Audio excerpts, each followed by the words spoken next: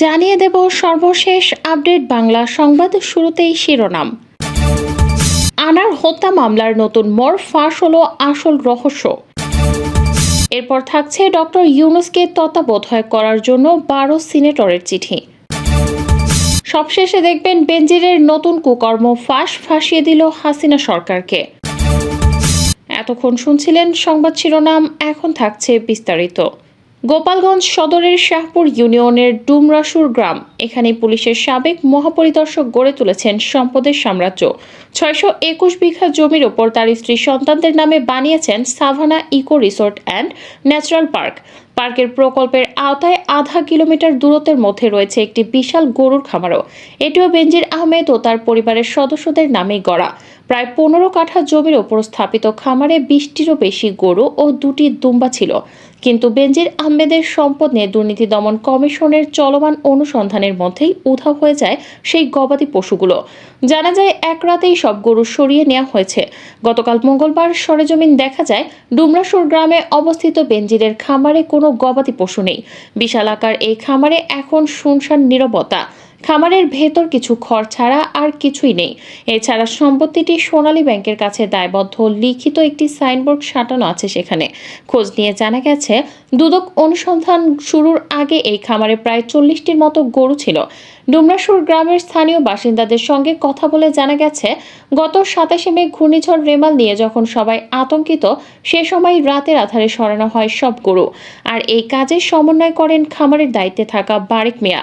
ঝড়ের মধ্যেই রাত 9টার দিকে তিনি সহ বেশ কয়েকজন ব্যক্তি দুটি ট্রাকে করে গরুগুলি নিয়ে যান অন্য স্থানে। 11 মাসের মতো খামারের দায়িত্বে থাকা বারেক মিয়া ঘূর্ণিঝড় রেমালের পর আর ডুমরাসুর এলাকায় ফেরেননি।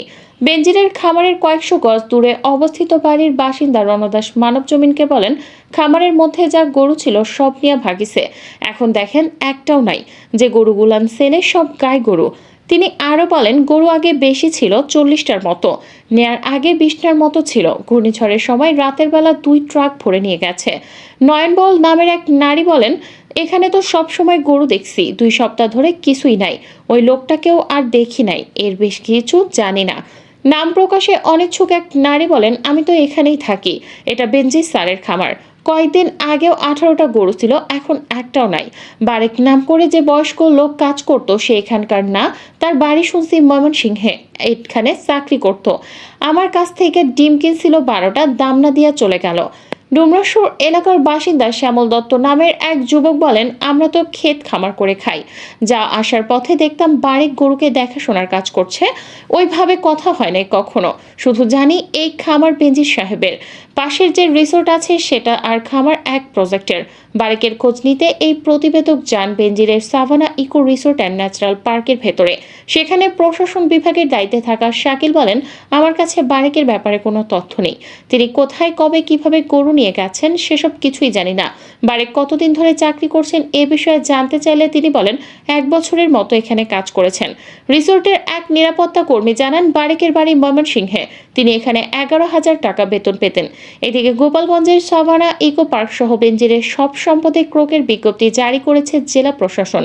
গত সোমবার দুপুরে গোপালগঞ্জ জেলা প্রশাসক কাজী মাহবুবুল আলমের নেতৃত্বে একটি প্রতিনিধি দল পার্কটির বিভিন্ন স্থাপনা ঘুরে দেখেন। এ সময় কাজী মাহবুবুল আলম বলেন, আপাতত পার্কটি বন্ধ থাকলেও খুব তাড়াতাড়ি আদালতের অনুমতি নিয়ে চালু করা হবে। ওই সময় গোপালগঞ্জের অতিরিক্ত জেলা প্রশাসক ফারহানা জাহান উপমা, দুদক গোপালগঞ্জের উপপরিচালক মোহাম্মদ মশিউর রহমান, সদর উপজেলা নির্বাহী কর্মকর্তা মহসিন উদ্দিন সহ কৃষি ও মৎস্য বিভাগের কর্মকর্তারা উপস্থিত ছিলেন।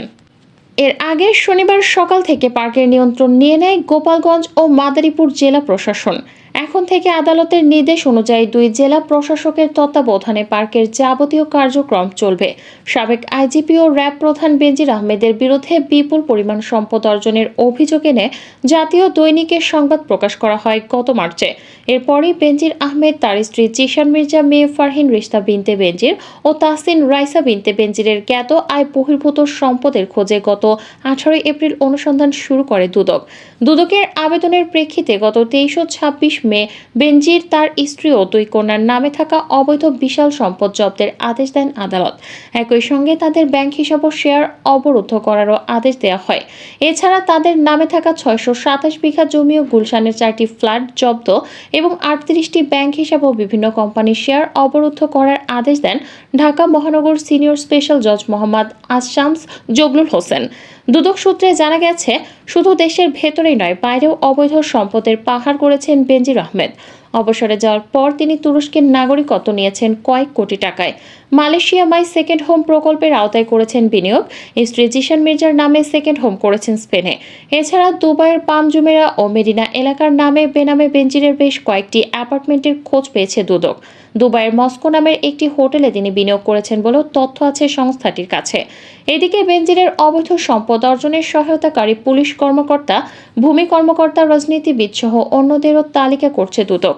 তালিকা তৈরির পর তাদের বিরুদ্ধেও অনুসন্ধান শুরু করবে সংস্থাটি। তাদেরও জিজ্ঞাসাবাদের জন্য ডাকা হবে বলে জানিয়েছে সূত্র। ঢাকা, গাজীপুর, গোপালগঞ্জ, মাদারীপুর, কক্সবাজার, সেন্ট মার্টিন ও পার্বত্য চট্টগ্রাম এলাকায় অবৈধ সম্পদের বিশাল সাম্রাজ্য গড়েছেন বেনজির আহমেদ। এসব এলাকার ভূমি অফিসের সাব রেজিস্ট্রারদের নাম তালিকায় থাকতে পারে বলে ধারণা করছে দুদক।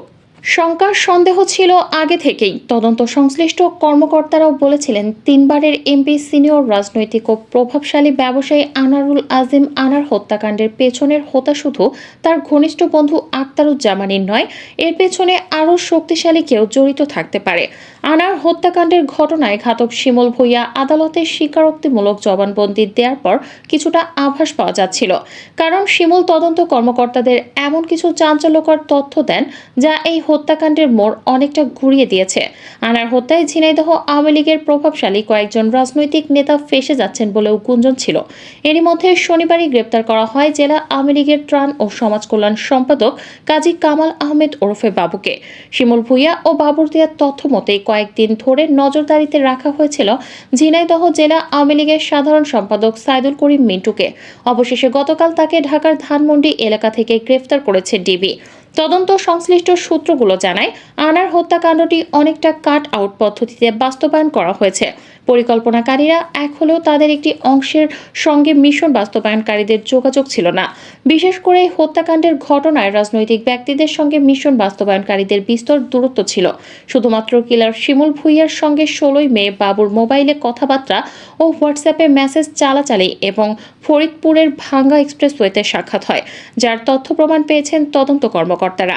শিমুল ভূঁইয়াও তার স্বীকারোক্তিতে এসব কথা বলেছেন। আনার হত্যাকাণ্ডের পর সঞ্জীবা গার্ডেন থেকে শিমুল ভূঁইয়া শাহিনের মোবাইলে যেসব ছবি পাঠিয়েছিল, সেগুলো শাহিনী প্রথম জেলা আওয়ামী লীগের সাধারণ সম্পাদক মিন্টুর মোবাইলে পাঠিয়ে বলে, আনার শেষ, মনোনয়ন কনফার্ম।